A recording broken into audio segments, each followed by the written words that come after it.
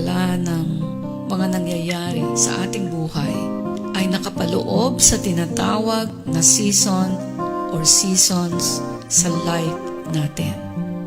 Season man ito ng kasaganaan at masayang buhay o kahirapan at kapighatian. At sa lahat ng season na yan, mayroon pong purpose ang Diyos. Tandaan po ninyo yan. Bawat season, good or bad, mayroong pangunahing purpose ang Diyos. Ito pong susunod ay napaka-importante na dapat po ninyong markahan. Ang bad season ay mapapalitan lang ng good season kapag naging tama ang pagtrato mo, pag-uugali mo, kahit dumadaan ka sa hindi magandang panahon. Since ang Diyos po ang nagpapalit ng season, dapat, ito napaka-importante rin po ito, dapat mapagbantay po tayo sa mga bagay na ayaw at gusto ng Diyos sa panahon man ng kasaganaan o kawalan. Kapag nanatili tayong stubborn o disobedient sa Diyos, alam niyo po ang mangyayari? Ang bad season ay pwedeng humaba ng humaba. Kasi hindi nananatili, hindi nagre-remain yung purpose ng Diyos. At kahit mag-end ang inyong season, tandaan niyo po ito, the purpose must remain. Ang sabi sa Ecclesiastes, chapter 3, verse 1a, to everything there is a season and a time to every purpose under the heaven. So nakita niyo po yung season, yung time, at nandoon din po yung purpose. So maliwanag po dyan na lahat ng bagay dito sa mundo ay may tinakdang panahon, tinakdang oras o season. Bukod sa tinakdang season, mayroon din po itong kalakip na purpose. Pwedeng matapos ang season ng kawalan at kalungkutan sa buhay mo, pero yung purpose mo hindi mawawala sa susunod na season ng kasaganaan. Your season may end, but the purpose remains. Ito, malaki pong revelation ito. Gusto kong matandaan po ninyo. Doon po sa pag-remain lang, sa purpose mararanasan ang complete success. Wala na po akong nakikitang iba pa. Now, ano ba itong purpose na ito na paulit-ulit kong binabanggit? Well, dalawang bagay po ang gusto kong inyong matandaan para ito ay matupad. Una, tatawagin natin yung purpose na core purpose. Pag sinabing core, ibig sabihin, pangunahin. Pag sinabing pangunahin, una ito sa lahat. Ito ang priority. Wala dapat makakatalo dito anuman ang mangyari. Kapag nawala po ito o hinuli ninyo ito, ang paan ninyo ay parang itinuntong na ninyo doon sa side o road ng talunan. Ganyan po ang standard o kalakaran sa Kingdom of God. So pangalawa po na dapat ninyong matandaan, yung core purpose o pangunahing purpose na yan, hindi po matutupad kung walang core values. Ibig sabihin naman ay mga pangunahin nating paniniwala o pananatili sa mga principles na alam nating tama. Yan ay ang prinsipyong tinuturo sa salita ng Diyos.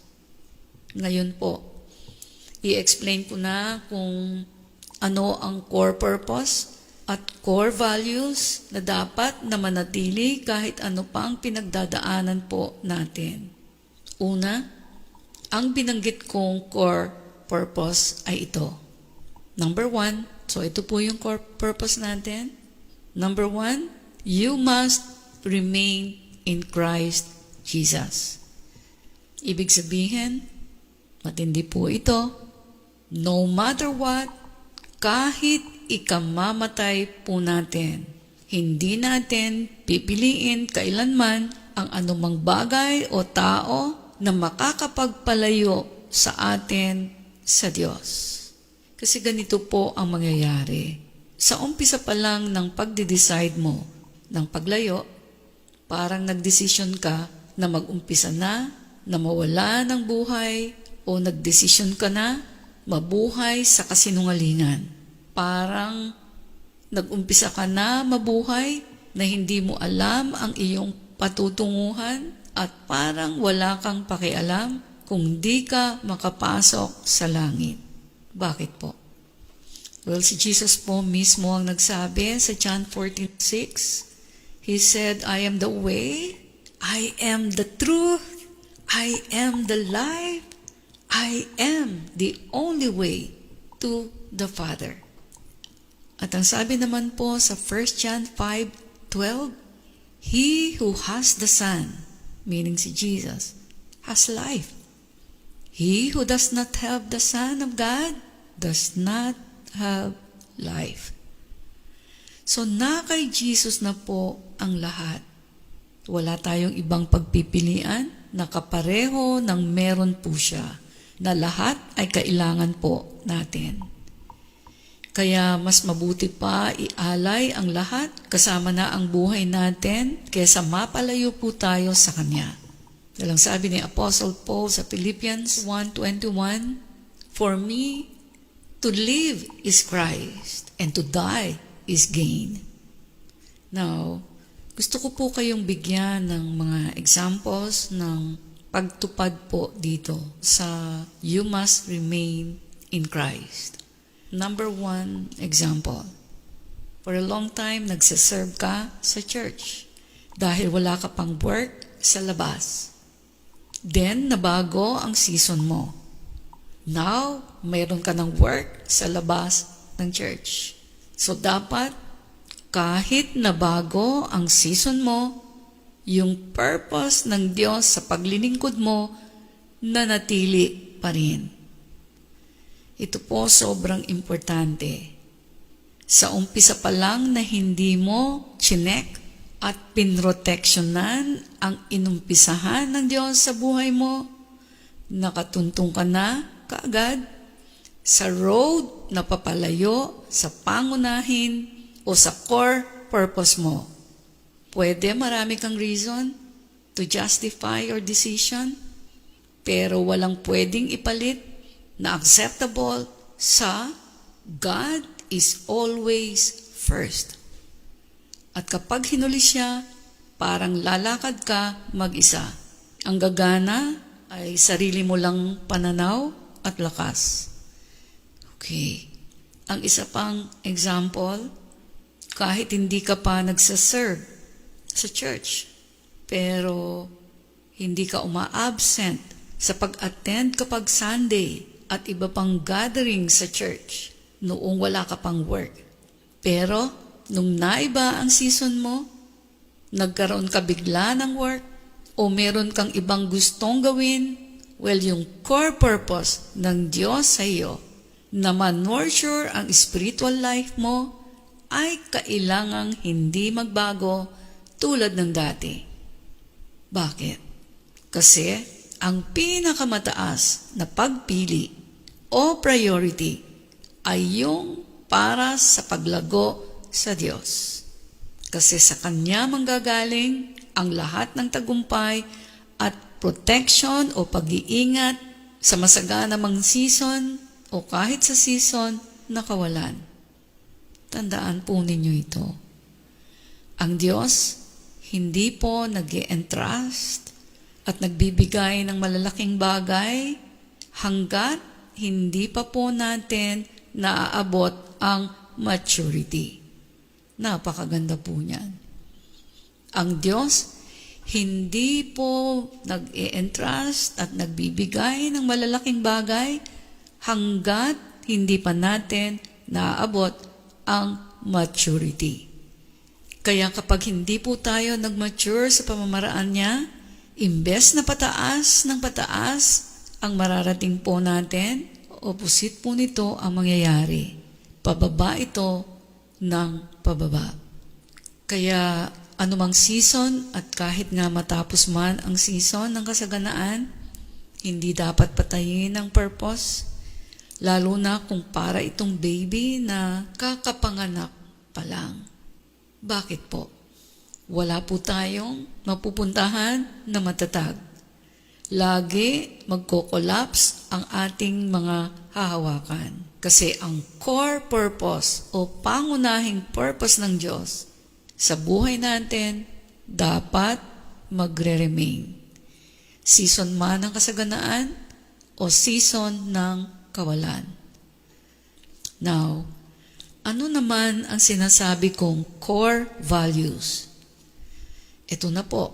You must remain in God's Word to remain in Christ Jesus. Ibig sabihin naman, no matter what, kahit itakwil ka pa ng buong mundo, ipaglalaban mo ang pagsunod sa salita ng Diyos.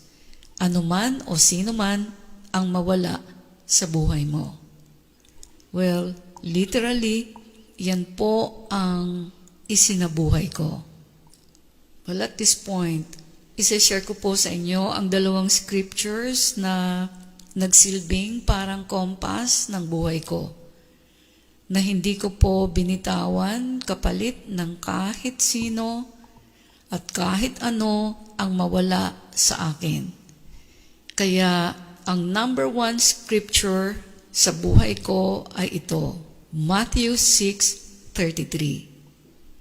But seek first the kingdom of God and His righteousness, and all these things will be added unto you. Okay, gusto ko pong mag-testimony tungkol dito sa scripture na to.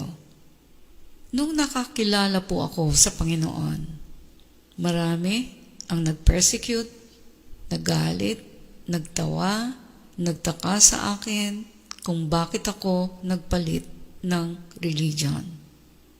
Hindi po nila alam na hindi religion ang importante sa Diyos, kundi relationship sa Kanya. Well, that time, hindi ko pa po alam na yan palang pagkakaroon ng newfound relationship sa Panginoon ay panibago na palang season sa life ko na ina-unfold na pala ng Diyos. Since nag-i-start pa lamang po ako, wala pa akong kaalam-alam na dapat pala i-watch out ko ang purpose sa season na yon. Pero, ito po yung mga natuklasan ko kailan lamang. Mayroon po akong sikreto.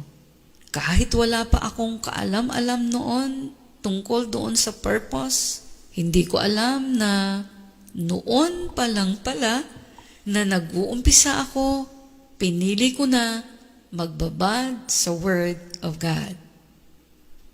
Ang nangyari, sobra po akong na-attract, na-hook dito. Kasi nandito yung mga sagot sa mga inaalala ko. Dahil hindi nga ako marunong, hindi ko rin alam ang gagawin ko para makasigurado ako sa future ko at ng mga anak ko. Kaya dito po ako sa Word of God tumutok, as in tutok. Ibig sabihin, parang by all means, alam ko, dapat ko itong sundin. Bakit po? Una, ang Diyos ang nagsasalita. Pangalawa, kumpleto ang sinasabi po niya. Pangatlo, may maliwanag po na instructions kung ano ang gagawin mo. Then, maliwanag din kung ano ang makukuha ko sa pagsunod sa salita niya na kahit kanino ay hindi ko po narinig. Tingnan po ninyo.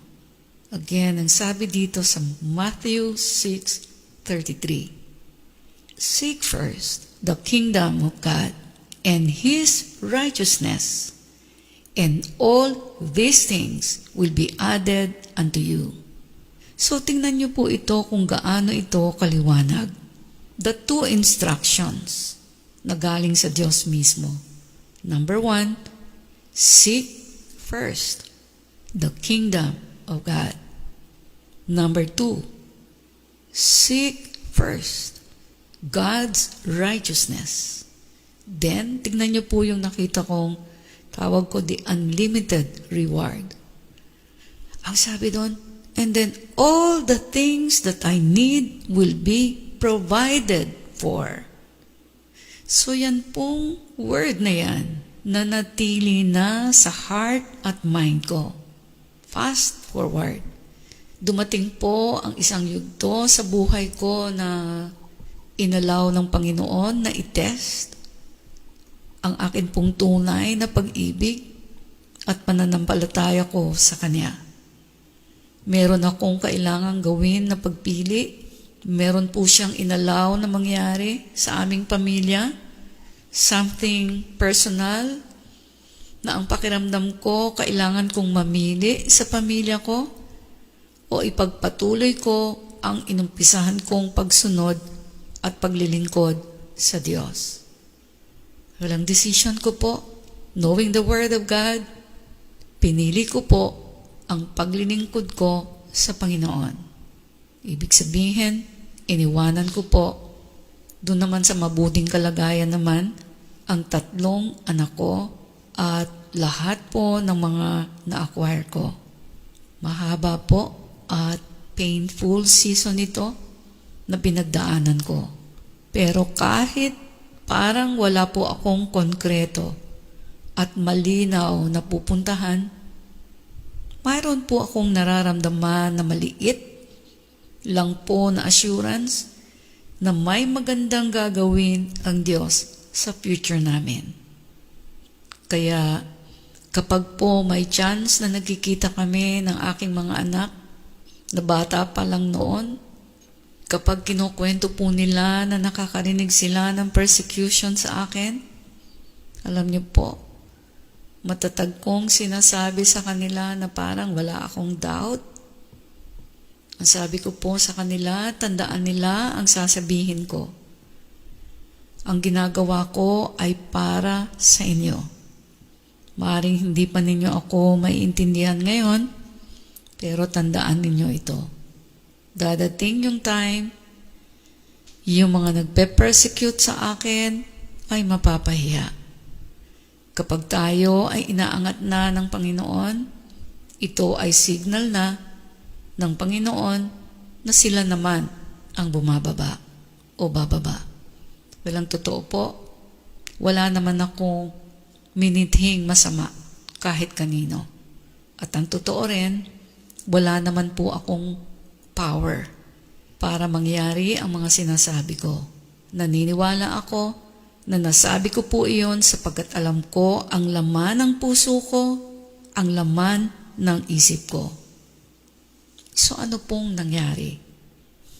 Well, pinangyari po ito ng Panginoon. Meaning, yung mga sinabi ko po sa aking mga anak. Ang totoo, may katwiran naman po na ako ay pagtawanan sa ginawa ko at sabihin wala akong kwentang ina kung hindi naman po talaga nila alam yung conviction sa heart ko na gusto ko masunod na unahin ang katwiran at kaharian ng Diyos na hindi po tanggap, alam ko, ng maraming tao. But remember si Abraham po, nung pinaalay ng Panginoon yung kaisa-isa niyang anak na matagal niya pong inantay, si Isaac, hindi rin po niya pinahintulutan na patayin niya si Isaac. Bakit po? Kasi tinest lang ng Diyos ang faith niya. At ako po ay sobrang nagpapasalamat sa Panginoon na sa ganitong paraan, hindi ko po siya binigo. And that time, kahit sobrang, sabi ko nga, hirap ng ginawa kong desisyon. Alam nyo, ang isa pang naalala ko, kasi that time, naghahanap po ako ng sagot sa marami kong tanong dahil ang daming ang failures sa buhay ko. Marami ring pangangailangan. Kaya sobra akong na-attract, glued, captured by the Word of God. Kasi nga, mayroon itong instructions at pagkatapos, sinasabi na rin kung ano ang makukuha mo dito. Sa mind ko po, Diyos ang nagsasalita. Di po ba? So kahit mahal na mahal ko ang mga anak ko, hindi ko alam kung papaano ko sila sigurado na mabibigyan ng sigurado at magandang future. Ang Diyos din ang may hawak ng buhay nila. Kaya mas minabuti ko pong sa Diyos muna ako dumikit at magpalakas. Yan po yung matatag na na-analyze ko.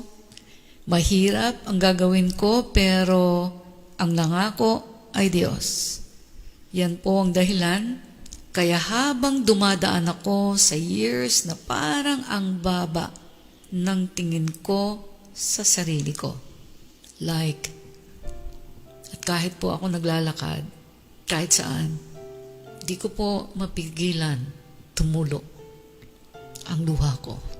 Even now, kasi alam ko po yung moment na yun eh. Praise God. At kahit wala po akong makita pa kung ano kaya ang gagawin ng Diyos, alam niyo po, diretso pa rin ako sa pag-remain sa Panginoon. Then I realized, napakahirap pala maramdaman. Yung feeling mo, kahit saan ka pumunta, ang tingin ng tao sa'yo, wala kang kakwenta-kwenta. Kahit mag-ayos ka pa, hindi nawawalan o hindi nawawala sa isip at damdamin mo. Tingin nila sa'yo, wala kang kwenta. But just the same, sabi ko po, diretso pa rin ako sa pag-remain sa purpose ng Diyos. Well, in my case, nabigo po ba ako sa season ng pag-iwan ko sa mga anak ko? Hindi po. Kasi that time, kahit dumadaan ako sa season na napakadilim, hindi ko alam na susunod ko na pala ang core purpose and core values na I must remain in Jesus. That I must remain in His Word. Inuna ko ang kaharian niya, katwiran niya, na palagi ko pong ginagawa.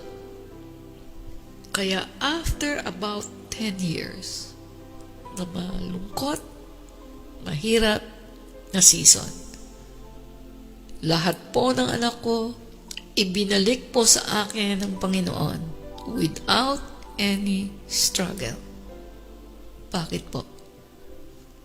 Walang part ng sagot po dito, bukod dun sa sinabi ko, ay nanggaling mismo sa aking anak.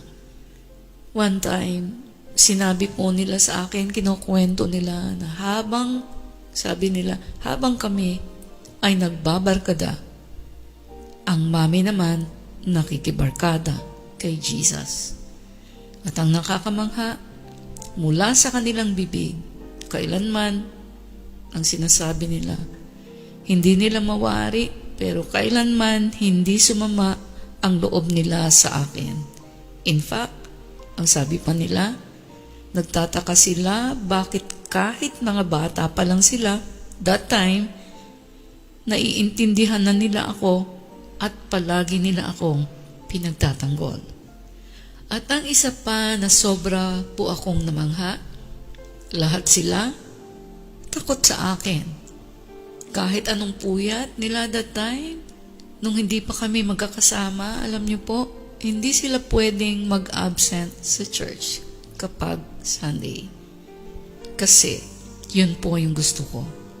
At ngayon, na bagong season, lahat po ng aking mga anak ay kabalikat kong nagsaserve sa patuloy na pagpapalago ng gawain na nirigalo ng Panginoon.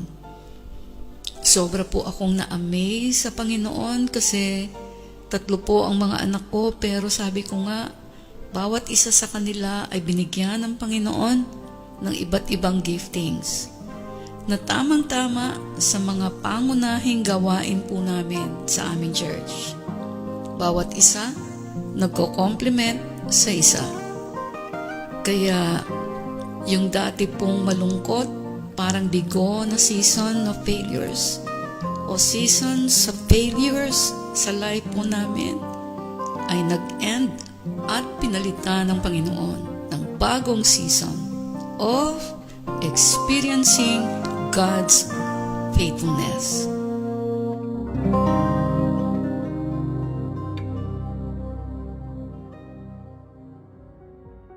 Hello and welcome to Trumps Go. Trumps Go is an acronym for the Rock of My Salvation Global Outreach that fits our purpose statement perfectly. To go into all the world and preach the good news to everyone. Matthew 28:19. Therefore, go and make disciples of all the nations. Founded by Pastora Emerita Barqueros in 2001, the Rock of My Salvation is the media ministry of the Church of Jesus the Sovereign Lord. You also may have heard of Trumps in our weekly radio program, DWIZ 882 kHz. We have always desired for more radio airtime and audience reach beyond the Philippines to preach the good news. Today, through Trumps Go, we practically have unlimited airtime and a global platform that can reach into all the world.